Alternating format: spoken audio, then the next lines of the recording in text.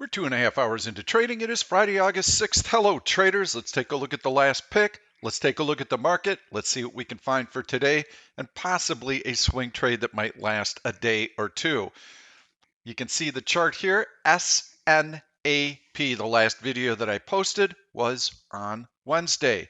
I had mentioned to you that I wanted to drop a downward sloping trend line that would give me an alert. And this is where the alert triggered, right in here on this breakout, right around the $74 level on SNAP. Excuse me, it was back here on this bar.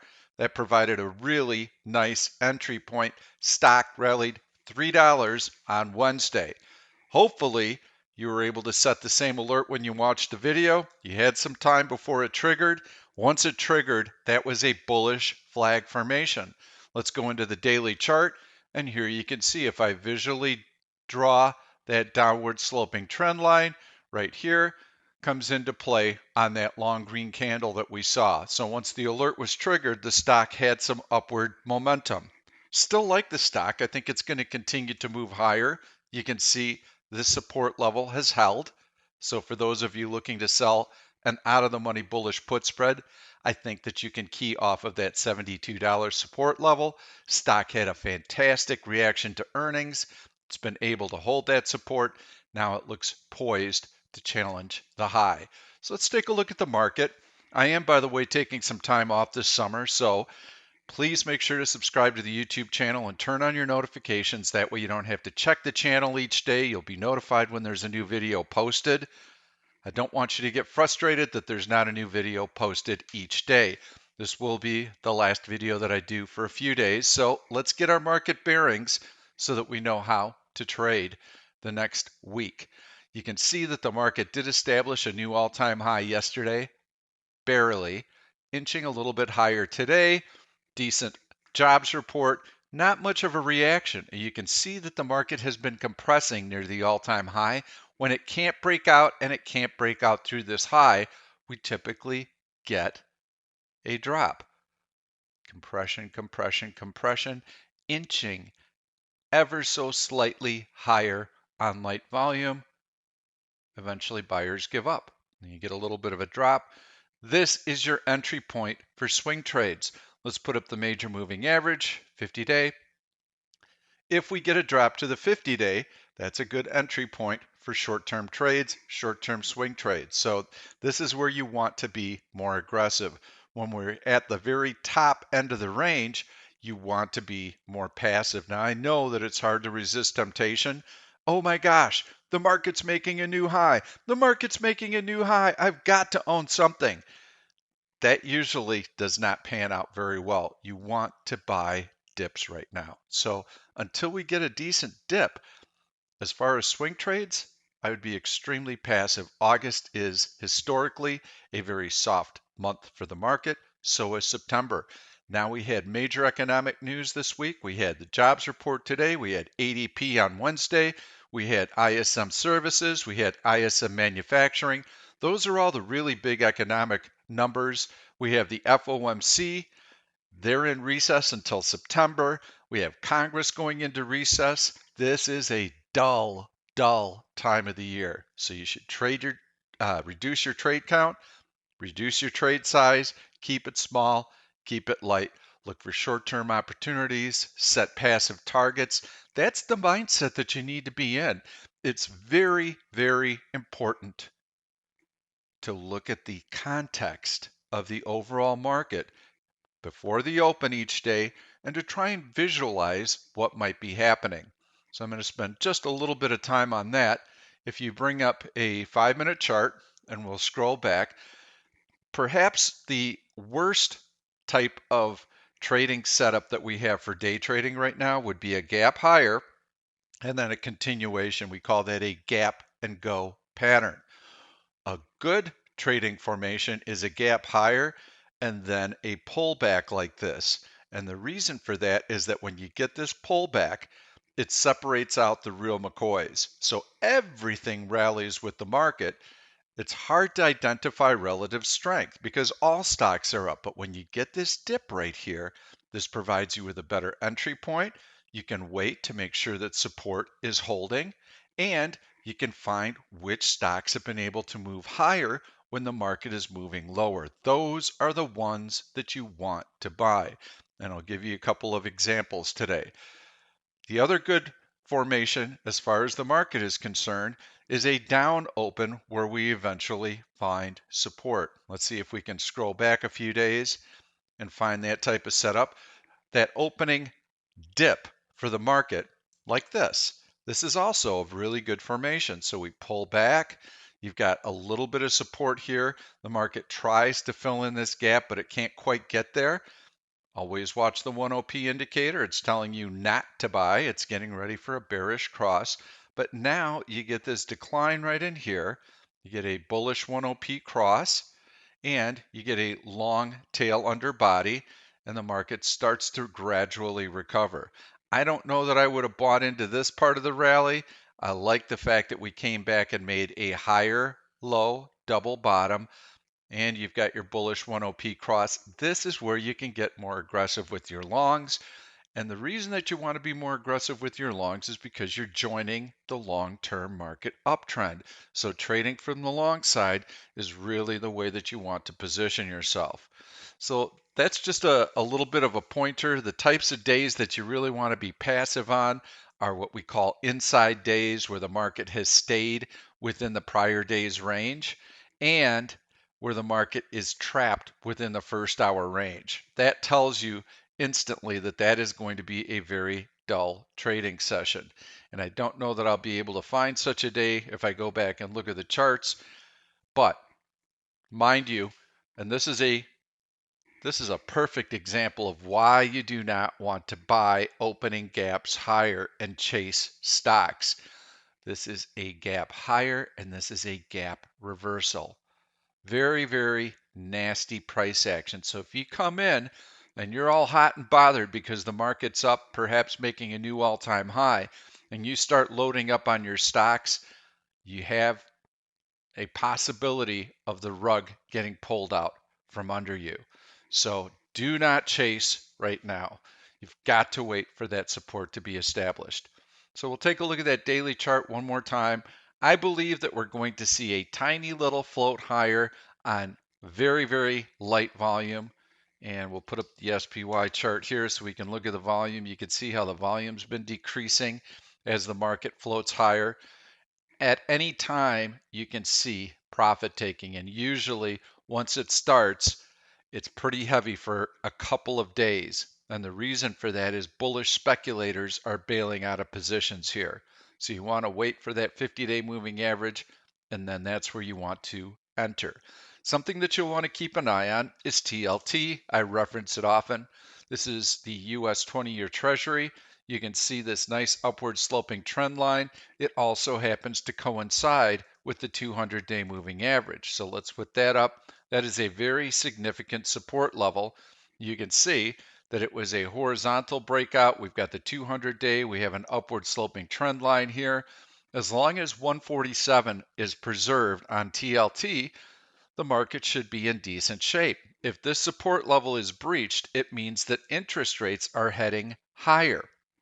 That would not be good for the market. It would provide a market headwind, and that's the type of situation where you could see some market selling, that type of news. You get this breakdown, probably have a breakdown in the overall market, or at very least, there will be a lid on the rally. Be very hard for the market to move higher when you have bonds breaking down. So TLT, super important. Watch that 147 level. Draw your alerts, have it set so that you know if that point is breached. So let's take a look at Pop Bull. This is in my swing trading searches and Option Stalker. I've only got 4 stocks to take a look at, and they all look pretty dang good. Here you've got a downward sloping trend line, breached to the upside, but this was breached more because of time. As you've got that downward sloping trend line, time will eventually breach that down trend line. But I do like the horizontal breakout right here, and now we are through to a new all-time high. DBX, Really nice little breakout here. You can see stock has been able to move higher. Earnings after the close yesterday. That's why we have the A right there. Put up the 5-minute chart. Looks very, very strong. So this stock looks like it wants to continue to move higher. I don't want to chase, and it is kind of a chunky, choppy stock. So I'd have to wait for a pullback before I'd want to join that. Letter C, Citigroup. Daily chart. This one's pretty weak as far as the financials go, but you do have a downward sloping trend line, breach to the upside. You got a 50-day moving average. Not my favorite of charts. This one I like. This is Morgan Stanley, also financial. You can see this horizontal compression and now a breakout to a new high. I'm going to put up the 1-0 squeeze indicator. You can see yellow indicates that there is price compression. Green dot indicates that there is a breakout to the upside. I love trading compression breakouts. In fact, I like it so much that it's one of the search variables that we can use in custom search. And compression out will go to a daily chart. I'm going to put up decent option liquidity, and then we will see what we've got on the list. We've got a lot of candidates. Cast a wide net and then start drawing that net in.